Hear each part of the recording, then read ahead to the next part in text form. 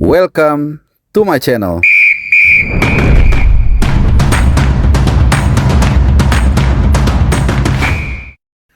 Halo, salam sehat dan juga selamat hari Rabu untuk semuanya para pecinta timnas Indonesia dimanapun kalian berada. Sebelum gue memulai perbincangan kita, ngobrol-ngobrol kita, sharing kita di video terbaru gue kali ini, secara spesial gue mengucapkan terima kasih buat dukungan teman-teman semua.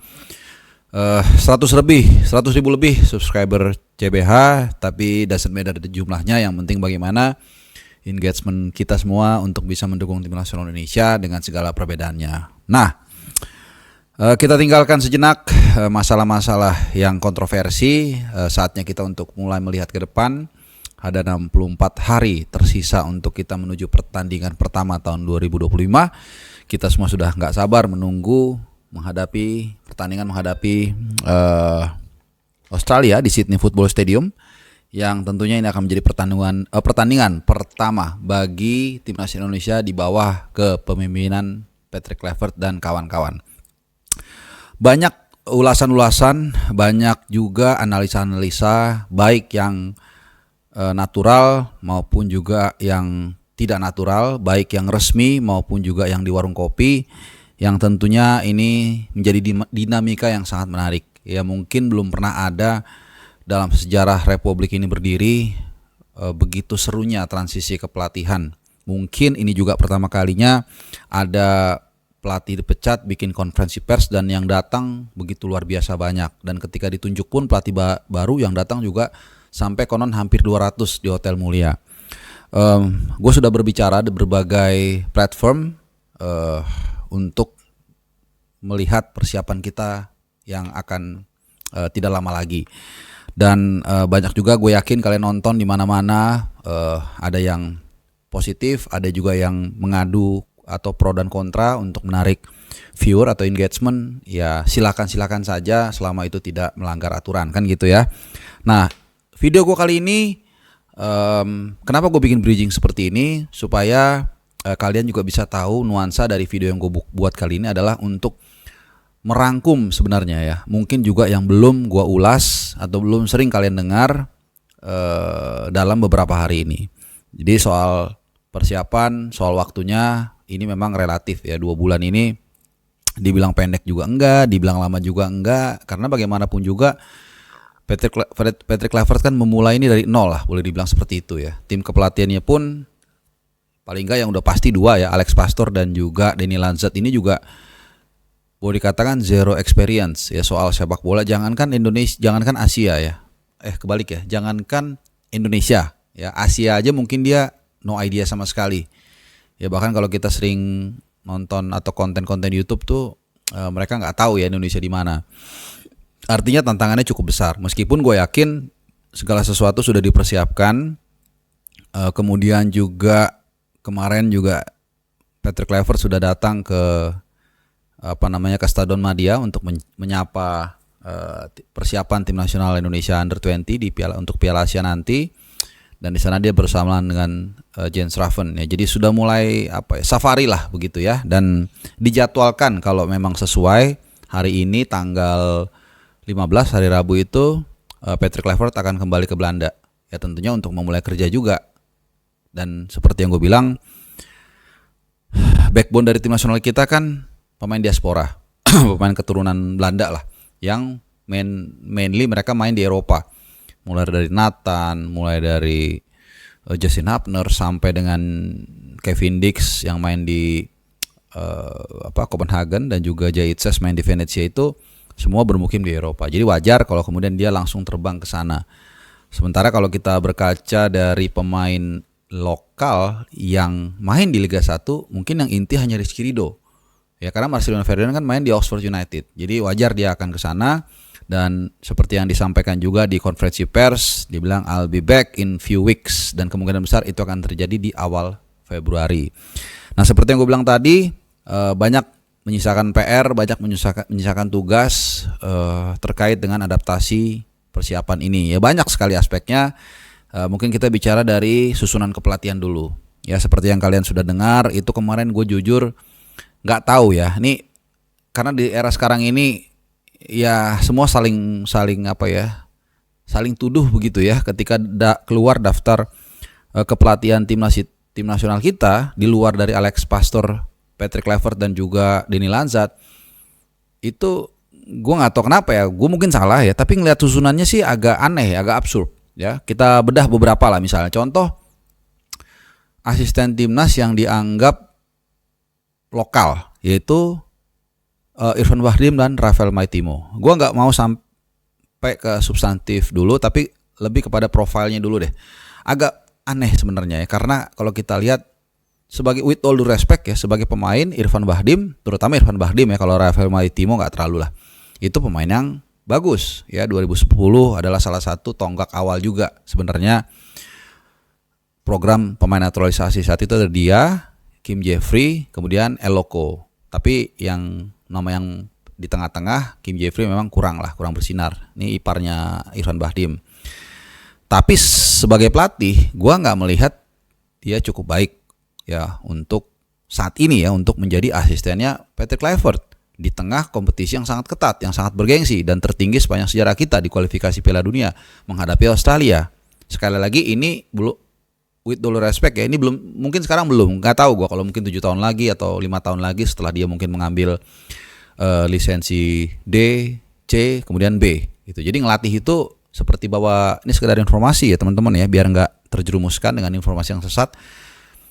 Melatih itu sama seperti membawa mobil gitu. Ada konsekuensi yang harus dipikirkan di sana ketika melakukan pekerjaan ini. Jadi nggak bisa walaupun sehebat Verstappen atau Michael Schumacher atau Ayrton Senna, kalau nggak punya SIM itu nggak boleh bawa mobil. Demikian juga pelatih gitu, nggak bisa. Makanya kan ada aturan kan, misalnya kayak sekarang Liga 1 tuh mesti lisensi A, Liga 2 mesti lisensi B, misalnya, itu ada aturannya. Sehingga gue nggak tahu apakah secara formal Irfan Bahdim punya lisensi itu. Nah, itu yang pertama. Yang kedua, apakah dia punya pengalaman? Dua-duanya enggak, kecuali mungkin dia memang pelatih otodidak yang jago tapi belum punya lisensi, itu masuk akal. Tapi kan dia enggak. Jadi ini agak aneh gitu. Jadi di era sekarang, ya ini gua ngobrol agak ngelantur aja lah. Di era sekarang ini memang redaksi itu, saringan itu ada di kepala tiap individu. Setiap orang bisa memposting apapun seperti gua. Gue bisa ngomong apa aja kasarnya. Gue bisa bilang ada kerbau terbang tadi, tapi kan 99,99% dari kalian nggak percaya. Nah, tapi kalau levelnya kita naikin seperti tadi, itu bukan tidak mungkin orang banyak yang menelan mentah-mentah, ya kan? Tapi kalau itu tadi, kalau kita bedah secara logika, kayaknya kurang masuk akal. Bukan gua nggak setuju ya, gitu. Kemudian juga pelatih striker Dirk Kuyt. Ini agak aneh lagi nih. Dua keanehannya ada lagi nih. Pertama, bukankah Patrick Kluivert one of the best strikers over the last 25 years lah? Ya, sejak tahun mungkin 30 years bahkan ya, sejak dia mencuat tahun 95 di final Piala Champions ya, di Ajax, bersama Ajax mengalahkan AC Milan ya, masuk di babak kedua tengah, kucuk golin. Jadi ya dia punya kemampuan lah, artinya untuk mungkin kayak seorang Ragnar, seorang mungkin Rabanan Sananta atau Rafael Strijk, atau mungkin nanti oleh Romney yang masuk, begitu ngeliat Strijk mungkin tanpa di mentorin pun udah langsung keluar tuh ininya, militansinya untuk ketajamannya lah, seperti itu. Jadi gua rasa nggak masuk akalnya. Kenapa? Ya kan Patrick Kluivert udah striker bagus, dan gua rasa dia bisa melakukan itu double jump, nggak terlalu repot lah gitu. Tinggal mungkin dia butuh satu asisten untuk mendelegasikan apa yang menjadi concernnya dia gitu loh. Silabus mentornya itu bisa didelegasikan, dia tahu lah gitu, apalagi ada sosoknya dia gitu. Ini yang pertama. Yang kedua, gaji.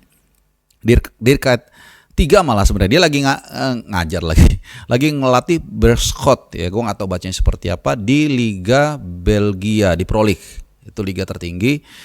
Jadi apa tuh, udah ada sosok Patrick Kluivert, udah dia lagi masih terikat kontrak. Kemudian ini kan pelatih bintang lah ya, semasa pemain kan, kalian fans Liverpool pasti tahu dia. Jadi kalau ujuk-ujuk dia dipanggil agak nggak masuk akal juga. Kemudian Martin Schlettenberg, oke lah, kita memang atau Patrick Kluivert butuh pelatih kiper. Cuman itu tadi, walaupun dia lagi nganggur, setahu gue biayanya pasti kan nggak murah gitu. Jadi kayaknya susunan ini agak nggak masuk akal gitu loh. Nah cuman kan gue juga nggak bisa mengklaim ya, bisa aja itu benar gitu. Cuman kalau gue analisa, mungkin kalian juga tadi setuju, mungkin enggak, ya nanti bisa sharing. Kayaknya nggak masuk akal gitu. Jadi inilah susahnya era sekarang. kita sama kita yang harus membereskan situasi ini gitu loh. Gitu. Makanya hari gini kan buzzer laku ya. Oke. Itu dari segi line up susunan full kepelatihan yang sempat beredar dalam mungkin 2 hari terakhir. Nah, terkait dengan strategi, taktik dan formasi yang kemungkinan akan ditampilkan oleh Patrick Kluivert. Kenapa sih kita ribut banget 3 back, 4 back gitu loh. Ya, come on lah, hari gini tuh itu udah nggak terlalu rigid sebenarnya gitu. Dan kalaupun kita berbicara itu tidak bisa atas asumsi. Ini bahaya karena yang gue bilang tadi, orang bisa memakan bulat-bulat di zaman seperti ini.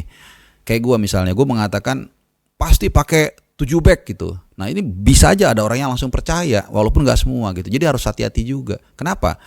Karena di era kontemporer, di era sekarang, warna-warna yang dulu kita pernah dengar, formasi-formasi kayak dulu Brazil tuh pernah pakai 4-2-4 di 80-an kalau nggak salah, zamannya Zico kalau nggak salah ya, atau Socrates ya.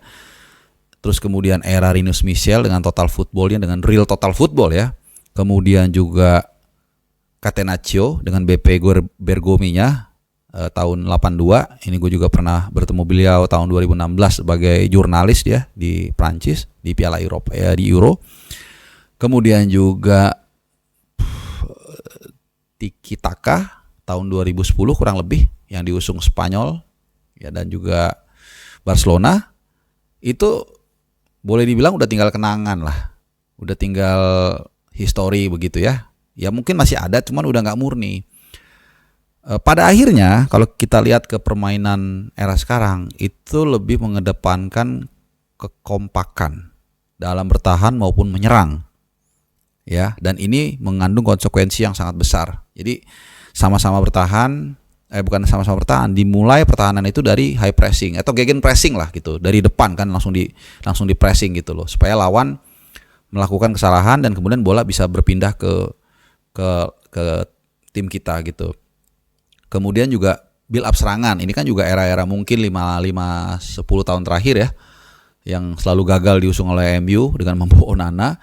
Jadi ini semua udah nggak murni. Itu mengapa ketika di konferensi pers Patrick Kluivert ditanya soal hal ini, dia ada memberikan notes ya, bahwa tetap ada adaptif dan juga fleksibilitas. Sekali lagi kita bicara total football nih. Oke, Patrick Kluivert didatangkan. Wah, udah pengen nonton. Begitu menghadapi Australia di Sydney, do you think we gonna play all out attack? I don't think so.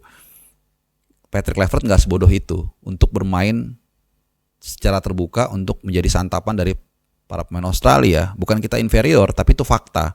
Ya kalau kita ingat misalnya Kroasia ya di 2022 ya, kalian yang senang taktikal nih, itu dia bermain pragmatis. Ketika dia lawannya berat, dia akan lebih bertahan, dia colong, dia sengat sekali dapat gol, dia akan menutup rapat pertahanannya. Hasilnya ya mereka bisa melaju cukup jauh kan, demikian gitu ya. Jadi soal formasi taktikal itu tidak terlalu rigid ya, itu semua sangat fleksibel. Kemudian soal availability pemain. Ini yang gue bilang, gue coba membahas apa yang mungkin selama ini udah terlalu hektik ya. Ini bla bla bla 4 back 3 back gini, menyerang bertahan counter attack, gue suka ini. Terlepas dari apapun lawan Australia, satu yang gue antisipasi adalah, salah satunya yang paling penting adalah Bang Jai jangan sampai kena kartu kuning kedua. Mungkin ini luput dari perhatian kita ya. Kita hanya berpikir tadi itu, kita bermain menyerang apa bertahan, 3 back 4 back. Terus Hapner siapa gantinya? Elkan Bagot bisa balik atau enggak?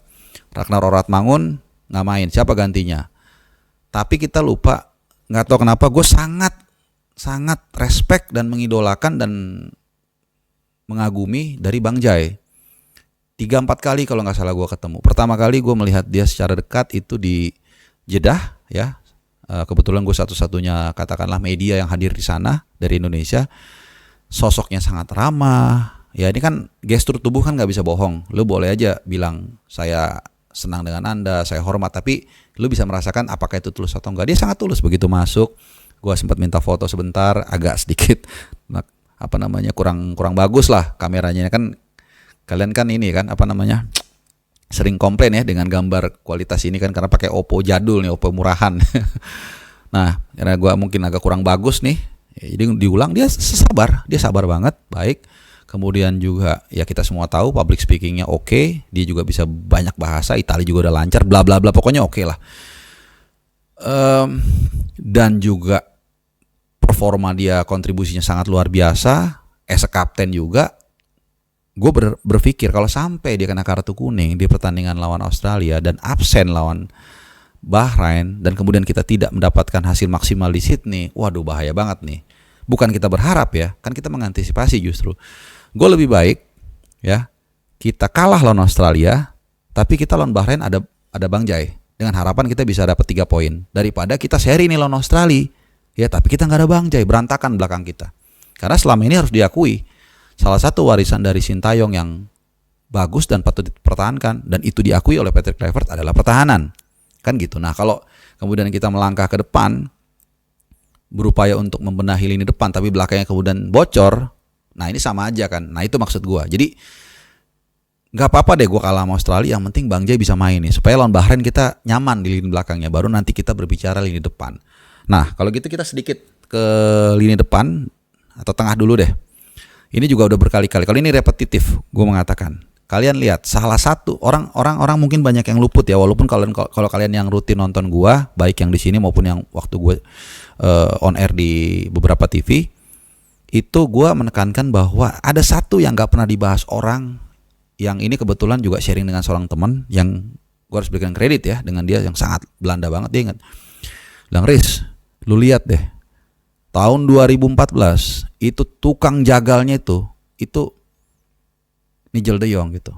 Waktu itu kan ada Louis van Gaal pelatihnya, wakilnya kan Kluivert, dan ini sama lah, mereka satu filosofi lah dari tahun 95 sejak masih jadi pelatih dan pemain. 90-an setelah dari Ajax ke Barcelona, ini Van Gaal sama Kluivert kan satu perguruan lah, satu suhu gitu. Jadi sama. Kalau kalian coba deh, kalian kalian googling itu tahun 2014. Itu di grup kan main 3 kali Belanda kan. Nigel de Jong itu walaupun udah lolos di 2 laga awal karena udah langsung menang 2 kali, lawan kalau nggak salah lawan Spanyol 5-1 sama lawan apa gitu ya, lawan Chile apa gitulah. Itulah pertandingan ketiga walaupun udah nggak menentukan, quote by quote. Nigel de Jong tuh tetap dimainkan. Intinya gue mau bilang Patrick Kluivert ini pasti sangat memerlukan dan sangat senang memiliki bukan DM, tukang jagal. Kalau DM itu kan masih agak stylish ya, atau salon gitu ya, bukan gemulai sih ya, kayak Rodri gitu. Rodri itu agak salon lah, atau kayak Busquets, tapi dia benar-benar tukang jagal. Yang gue berkali-kali menggunakan terminologinya rela mati buat jaga lini tengah. Nah ini seharusnya sih menurut gue ada di dalam diri Nathan Choaon. Kebetulan dia kaki kiri juga, artinya dia bisa DM di sisi kiri kan gitu. Nanti mungkin Ivar Jenner di kanan, cocok banget sebenarnya. Cuman masalahnya ini bertolak belakang dengan, ini kok turun ya, naikin dulu ya. Itu bertolak belakang dengan titahnya Patrick Kluivert yang dia menginginkan atau mementingkan minute play. Nah, sehingga kalau kita lihat Nathan ini kan minute playnya busuk ya di Swansea ya. 28 Agustus adalah pertandingan terakhir yang dimainkan sama Nathan. Jadi dia udah tidak bermain sedetik pun selama berapa? Nggak tahu, 4 bulan mungkin ya. Hitungnya dari Agustus, 28 Agustus, September, Oktober, November, Desember, 4,5 bulan. Nah ini kalau sampai dia pasang sih hak dia, cuman ini berarti menganulir ya apa yang menjadi pakemnya dia. Nah asumsinya dia mesti cari satu siapa nih tukang jagal yang kuat di tengah, yang mumpuni. Ricky Kambuaya, sorry to say, gue rasa belum masuk. Kalian juga sepakat kan, with all respect dengan adik Ricky ya. Nah kemudian timbullah satu gacoan begitu ya, bahasa Jakartanya, bahasa Betawinya, yang kemungkinan akan jadi operatornya dia di lini tengah, yaitu Jarrod Ritwell. Dan ini sudah disebutkan juga namanya di konferensi pers. Ditanya sama wartawan kan, apakah ada pemain calon pemain naturalisasi yang sudah didekati. Kemudian dia melihat ke arah Pak Bos ya, Pak Bos Erick Thohir.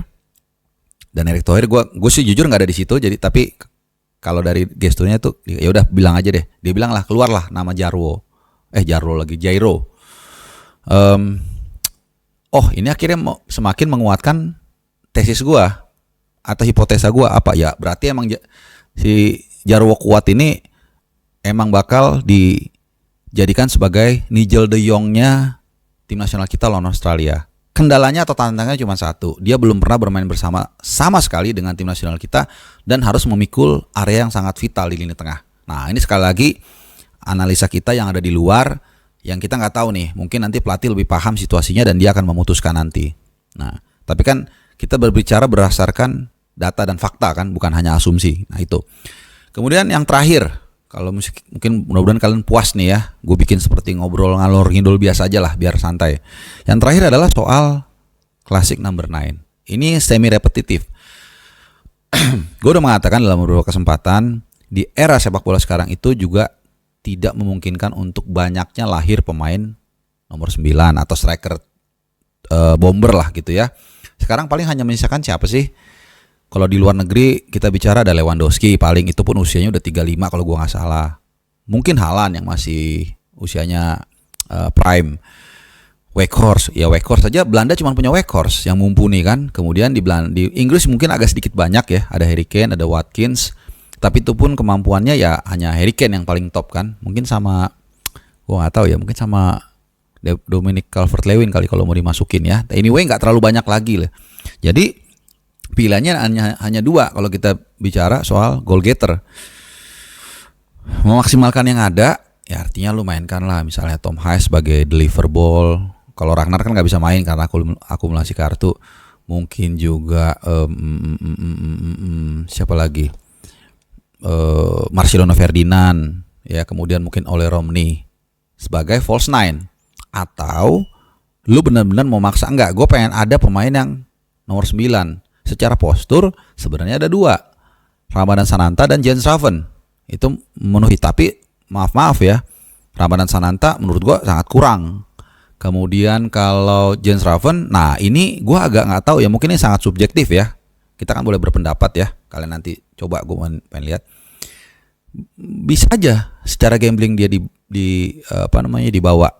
Plus juga ya ini side story yang mungkin cocok logi lah, jangan nggak terlalu serius. Dua keluarga ini saling mengenal nih. Jadi Jens Raven sama Patrick Kluivert, ya nanti gue share fotonya biar ada bukti. Ini foto yang mungkin gak akan kalian lihat di mana-mana. Itu temenan dekat. Jadi Giovanni van Bronckhorst, bapaknya Jens Raven, Bjorn Raven, dan juga Patrick Kluivert itu pernah tergabung dalam kayaknya tim nasional Belanda usia lah gitu ya. Jadi gue cuma mau bilang, ya mungkin mereka udah tahu lah karakternya si Jens Raven seperti apa. Dia bisa telepon bapaknya untuk tanya lebih detail dan lain-lain gitu. Jadi bukan tidak mungkin, walaupun tadi pun kan ketemu kan, kalian lihat fotonya kan dia salaman.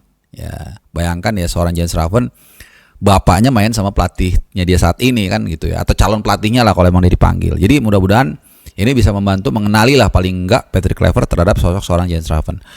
Atau lu paksa, nah ini agak beresiko, lu paksa Ole Romney jadi number 9. Tapi ada dua masalah, bahkan mungkin 3. Pertama, posisi asli dia bukan target man atau number 9. Posisi dia adalah FR.